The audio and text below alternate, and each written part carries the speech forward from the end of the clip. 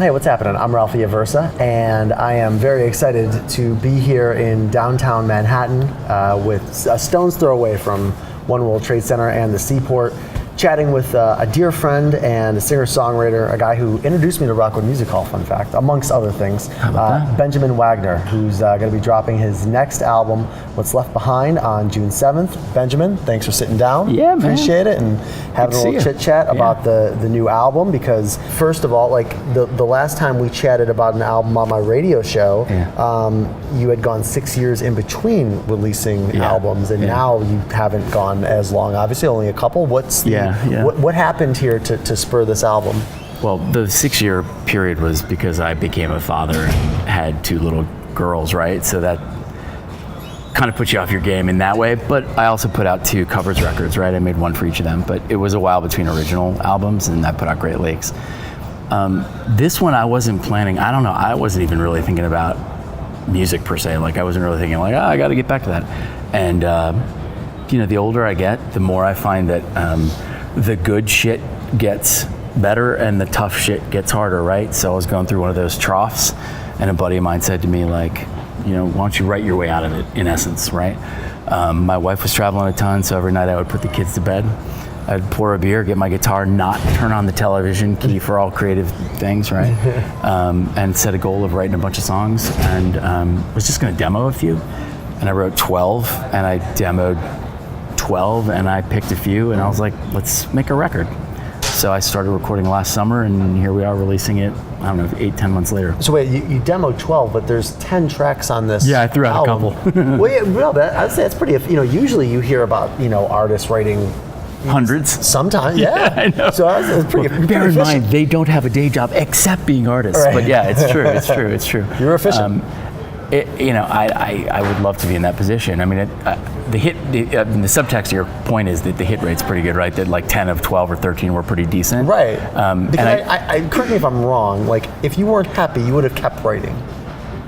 Maybe. I mean, yeah, I suspect. I mean, it just felt like at a certain point, it felt like a body of work, right? Like it felt like it had a narrative arc, it had a story. It was what it was going to be.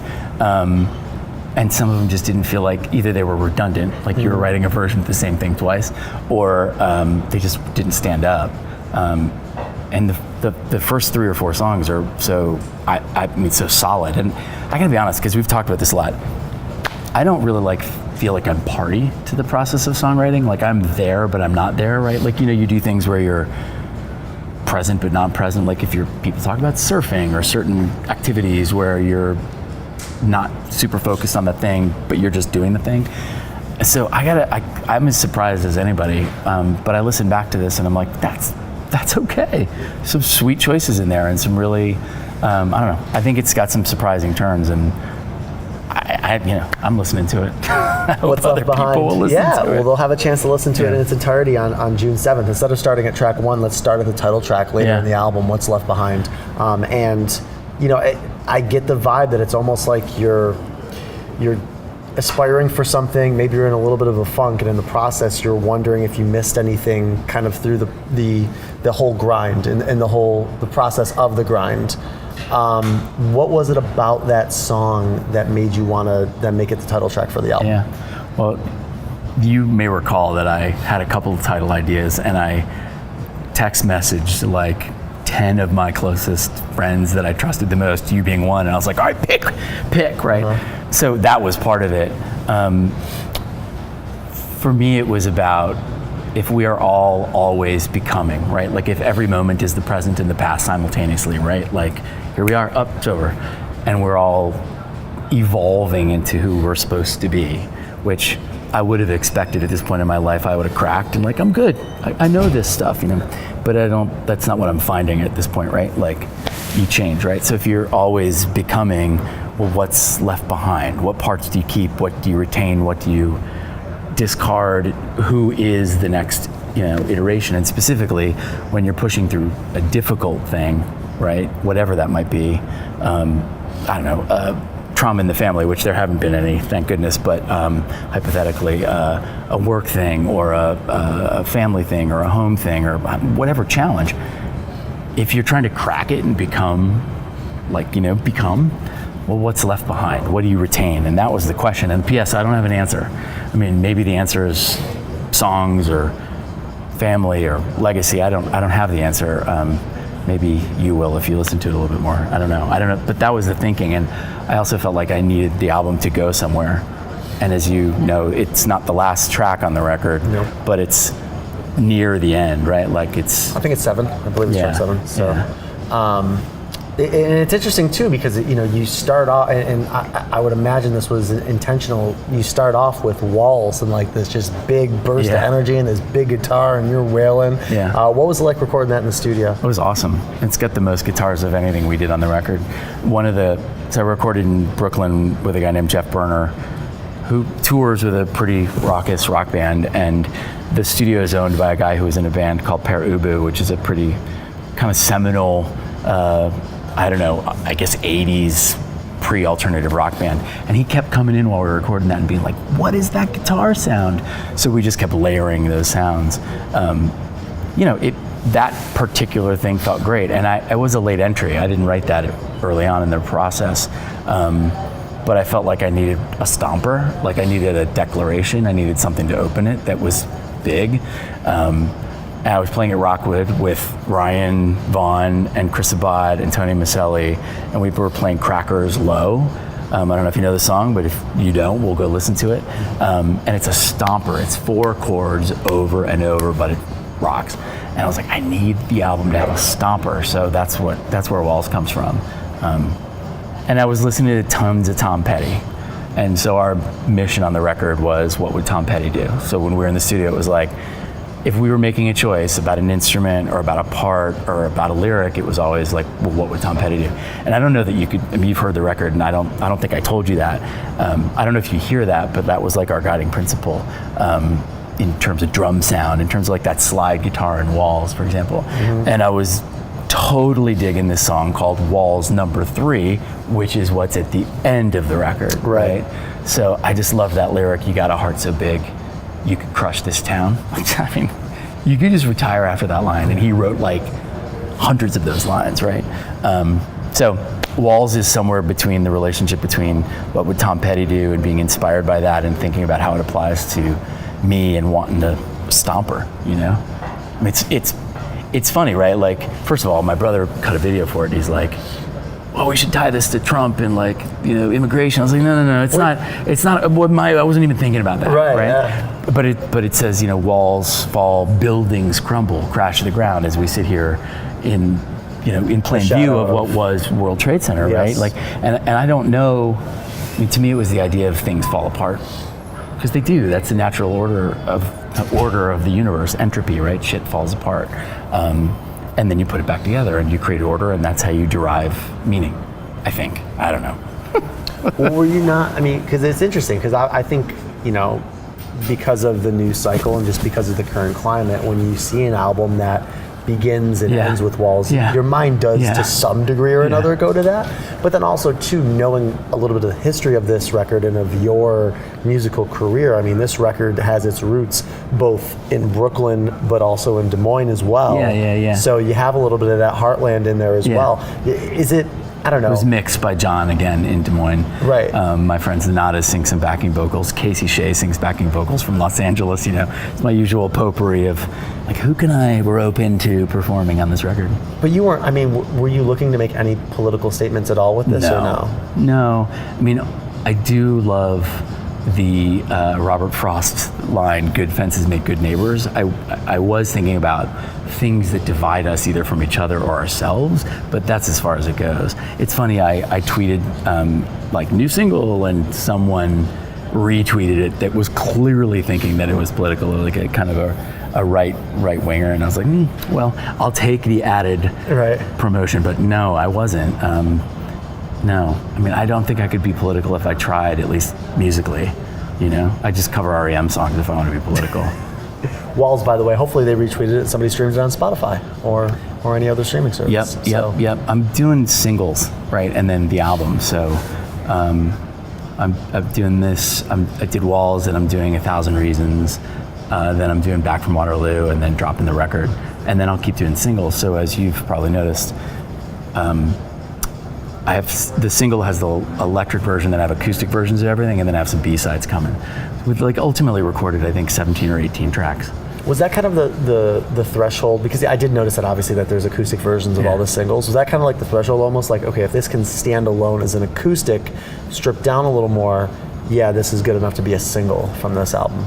No, but good question. Mostly it was when I was a kid, and you bought literal, not 45 singles, but you buy CD singles, and I bought them for the outtakes and the B-sides and the stuff that you couldn't get on the record. And so one of the records that made me want to play acoustic guitar was REM's Pop Song 89, which is a pretty terrible song, but they did an electric version and an acoustic version on the single, and the acoustic version was basically 3 chords, and I was like, whatever age, I was like, I could do that, right? So in some ways it's homage to that memory, but also trying to add some value and perspective to a secondary and a second and a third track on every single. I do think they stand up, and it's funny because we were meticulous about mixing walls, broken, 1,000 Reasons. I mean, all of them. I spent more time on this than anything ever before, and it's my 9th record, and as we were talking earlier, like 21st in my life. But the acoustic ones, I just gave John free rein and gave him very little feedback on. And like, I was just delighted by some of the choices he made. You know what I mean? There's some really fun choices in there. What he kept, what he didn't, how he broke down the third verses, stuff like that. You mentioned the last track on the album, and we're chatting, of course, with Benjamin Wagner. I'm Ralphie Aversa. His new album's out June 7th. What's Left Behind. So you mentioned the last track, which is of course a cover, but there's a couple other covers with those B-sides as well. Like super well known. Hero, yeah, not at all. By the way, it's not the heroes. But that's always what I loved when I was a kid. Like the B-sides that, I mean, I have a hunch Coldplay's made this kind of choice. I mean, bands that love, I don't know, there's certain bands that love the B-side as a way to explain something about yourself, right? So right, it's not David Bowie's Heroes. Right. It's by a band called David and David that had one hit. One album. And one album, one hit. And this is the last song on that record. I just always, I mean, you know, listen to it, 15 long years on a losing streak and a lot of bodies unburied. I mean, it's a great song about looking back and resolving, well, I don't know what we're supposed to do here except be together and be heroes. And I think being heroic at a certain point in your life, let's say your 40s or whatever, is different than what being a hero looked like in your 20s. And to some degrees, being heroic is just keeping going, not being like, fuck this, I give, you know, because, you know, life can be fairly relentless, right? Like figuring out like how to be a dad, figuring out how to change jobs, right? Like all the shit that figuring out how to live in a city that's this loud and noisy and fast, all the stuff that, like, you know, some people just opt out of wholesale and some people just, like I say, like say uncle. So, you know, I always love that Tobias Wolff, who's a Syracuse University professor, said in his book, we're made to persist to complete the tour. That's how we find out who we really are. So you just persist, right? So that's Heroes to me. And then Only You by Yaz. Now, Yaz was a guy from, I always think it's Joy Division, it's not, it's Erasure, and a woman named Alison Moyet. And they had, again, like one big record in the 80s. But here's the thing about these records. My brother Chris, who I think you've met, my brother Christopher brought both of those records and REM's Reckoning back from college. Now, an elder sibling can change your world with music, right? I was listening to Corn Pone Pop, and he brings on these 3 records that are kind of out there. And it just blew open my world and led to things like the Velvet Underground and all that sort of stuff, right? Like, so in some ways, these 3 those 2 songs are, you know, a thank you note to my brother, but also some kind of homage to that time and that discovery. Also, Only You features Jamie Lenhart, who I wasn't planning on, like I've tapped her for every record I've done for 4 records, and I was like, I'm gonna cut her some slack. But as I was putting B-sides together and I thought about playing the show, I was like, you know, this woman has been enormously instrumental in my creative life in New York. She's a great inspiration, so I was like, getting around that B-side. So you reached out to her. So we got her on the B-side. You reached out to her and she's like, I thouh you were gonna cut me some slack on this one. I can't get one off. I thought I had this one off, right? Yeah. It's funny, like, the job, it sounds like the job description may change, but the objective never changes. And whether it's talking about your personal life or your music, but I guess like specifically towards your music, something else I remember from our last conversation a few years ago was that you admitted that if no one liked the record, you were at peace with that. Yeah. Like, as long as you came home and the kids were happy with it. Dude, the kids know the record. And they know this. So I guess. Well, which is a little weird, by the way. Well, I mean, It's like, it's, I don't know, not dark, but like it's lit. It's got layers. It's adult themes. It's got layers. It's got layers. That, yeah. They're like singing Back from Waterloo. We could never even say that all the mistakes we thought we made. And I'm like, ugh, they haven't quite figured out like the sort of backstory there. But are you still though in that place though as an artist that like as long as the home front is cool with it, you're cool with it? Yeah, and I mean, it's not even the home front. Like ultimately, ever since I was in a band in college, my feeling was always if we're not big fans of it, then who's going to be big fans of it? And ultimately, for me, writing and recording is it's just part of who I am and what I do. And it, in some ways, has nothing to do with the outcome. At the same time, I will be honest, dude, this record sounds so great, and I think some of these songs are so strong. I think, generally speaking, it's the most cohesive and consistent 10 or whatever tracks I've recorded, that I would be bummed if no one at all heard it. So I'm going to do my best to be sure people hear it, but I can't. I mean, it doesn't have a huge bearing on whether I think it was a good use of time and money and energy, because in a lot of ways, it's what got me through the last year and a half, and helped me to figure out, okay, well, here's where I am today, and here's what I'm going to do, and here's the dad I got to be, and the husband I got to be, and the colleague I got to be, and the friend I got to be. Which seems silly because I was looking at a bio from 10 years ago, a record called Heartland, and I was like, that bio could apply to this record. In some ways, I think aren't our lives ultimately like certain stories told over and over again, I think? And hopefully you get a little better at it, maybe a little deeper, or a little sharper, but in some ways, this is a bunch of songs I've been singing since I was a kid, but maybe the closest I've come to like articulating them well and certainly recording them well. I mean, it sounds pretty epic, right? You've heard it. Like, yes. It's a pretty big record, and then it gets a little quieter, but even the quietest things are pretty well considered and produced, Absolutely. I mean, that song Storm King with all those cellos in it, man. Yeah, I was going to ask you about the strings on Storm King. Yeah. Like, let's talk about that song, because that just, the production behind that is amazing. Let's talk about, I guess, how that song started, and then what happened when you went into the studio with it. Yeah, there's a mountain up the Hudson called Storm King, and I was just thinking about, just to put it plain. And this is, correct me if I'm wrong, this is a mountain that, like, you go hiking with your kids, right? Yeah. Okay. Well, sometimes they come. They've done Storm King. The Storm King Art Center, which you may have visited, the sculpture place is on the back side of it. Right. It used to get painted by the Hudson School, like it was a bunch of artists who used to paint that area. Anyway, it's a challenging, beautiful hike. It's right at the head of the Hudson, where the Hudson gets really deep and that kind of chasm comes down to the city. But I like the idea of the Storm King is there's this sense of conflict and like battle and tension and anger and all that stuff. So I was just thinking about the mountain as a character, and again, Storm King leads into What's Left Behind, right? And Storm King is when the storm rolls in, and What's Left Behind is the day after, if you listen closely, right? Yeah. So I just was thinking, it's another in a long series of what I call natural disaster songs.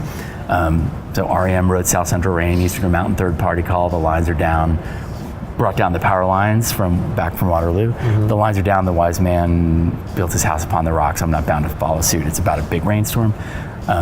I wrote a song in my first record called Bloom, which don't look for it on Spotify because I've since taken it down. I don't even remember what it was called, but it was about a rock slide.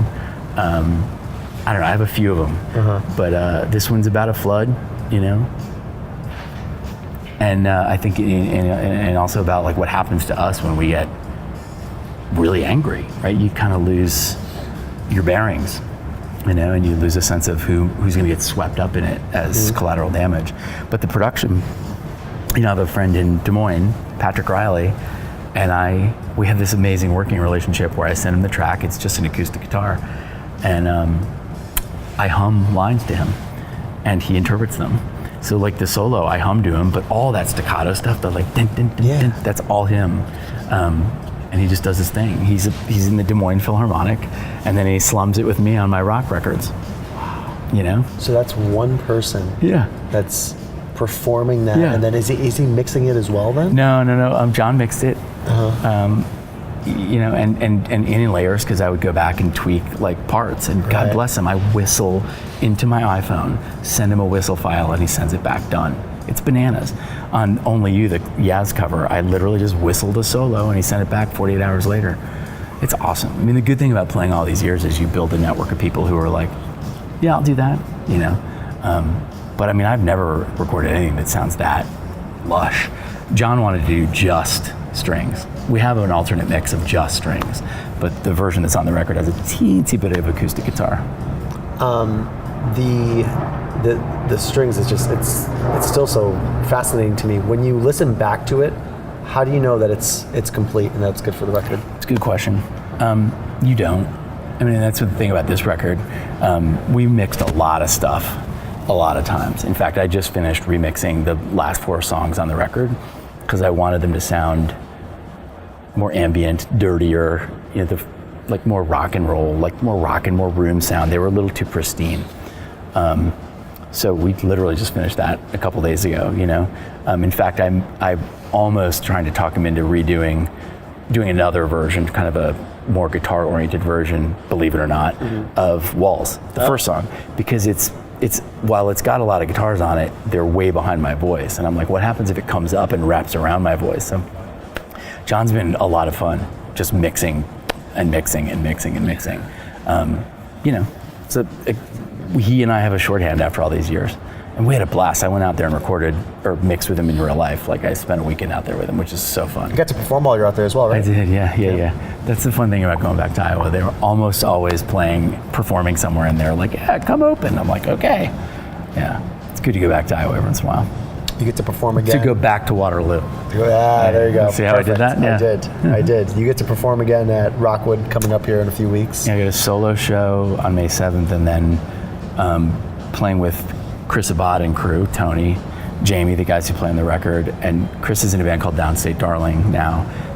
It's a 5-piece, keys, lead guitar, Chris's guitar, bass drum, and they're gonna open, and then I get to play with them as the band. Nice. So it's gonna be big, which I'm stoked about. So I'm gonna do like the spare thing, the sparse like one guitar singer-songwriter thing, and then I'm gonna do the full band thing. And then I don't know, then I'm just gonna keep putting singles out on Spotify and silly videos. You might not be able to predict this or answer this, but I mean, you say I don't know as far as the album rollout, but then as far as like the album itself, like will you eventually say, okay, we're done at some point? Yeah. Yeah, I mean, I have to, right? I would say it's... Unless, I brought him up last time, but unless you're Kanye.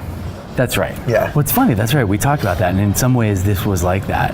And it has occurred to me, for example, to do remixes, but mostly at a certain point, it's not vanity. I mean, I just love hearing what happens to these elements that we've all put together. But no, I think at a certain point we'll wrap it. I mean, I'm gonna keep the singles coming, but I think we're done tracking and almost done mixing. John wants to be done mixing, trust me. I'm sure he does. Sometimes I message him and he's like, just doesn't respond. Right. All right, so the album comes out June 7th. What do you do for the album release?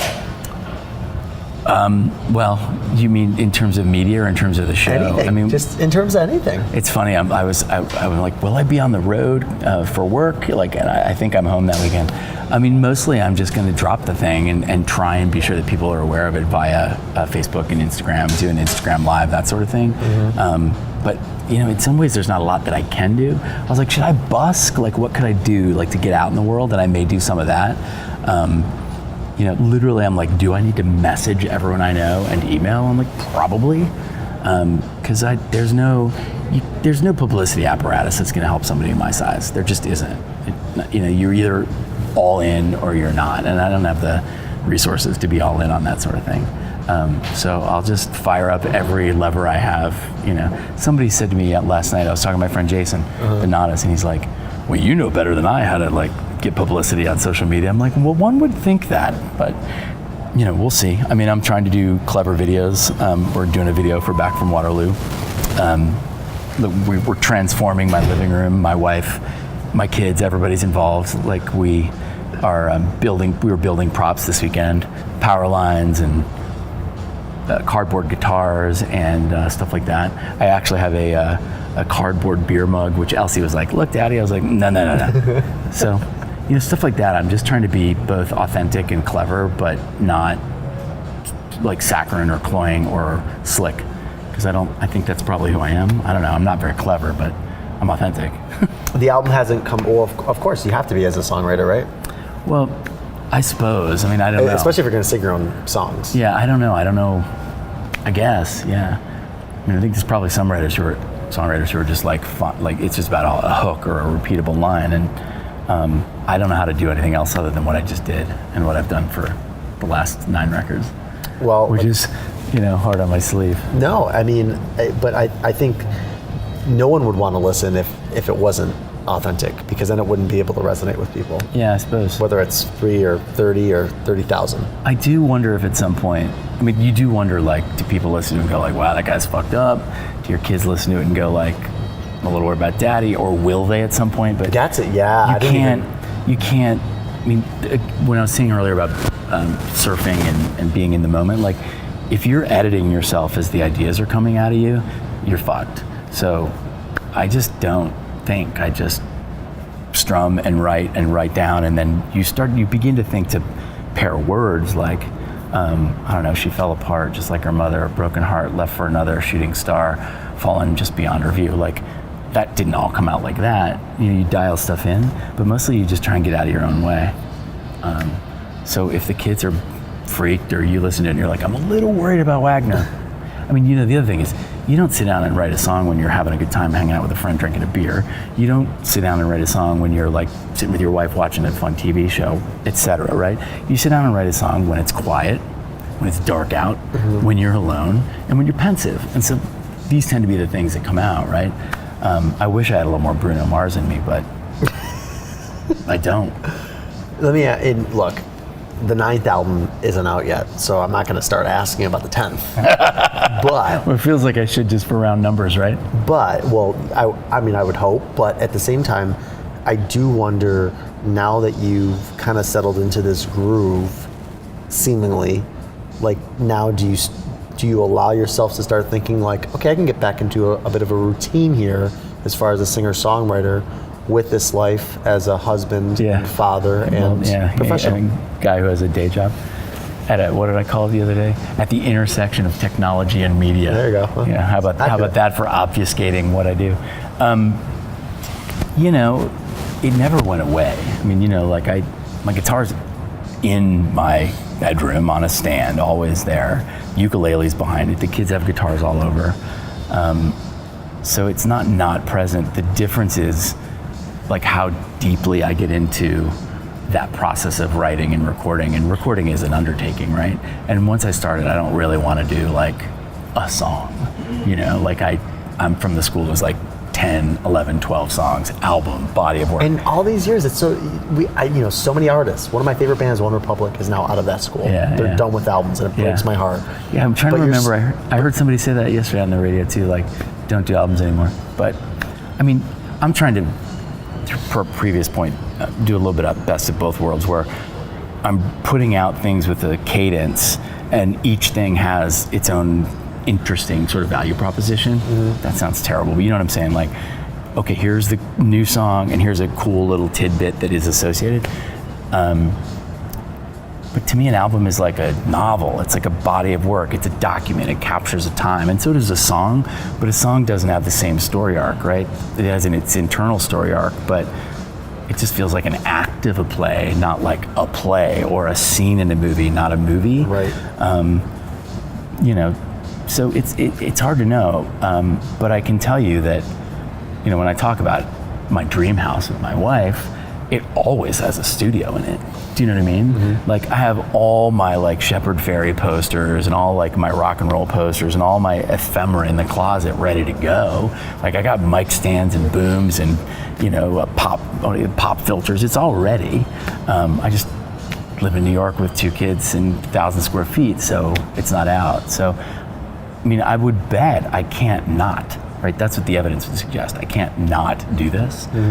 The question becomes, how ambitious I am with it next time.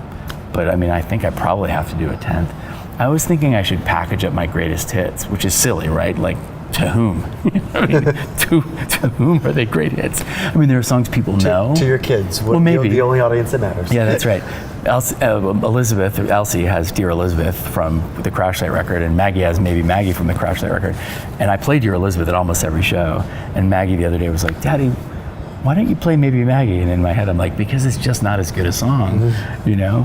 And P.S., that was 10 years before you guys were born. But anywho, I suspect I'll keep at it. I mean, I don't know how not to.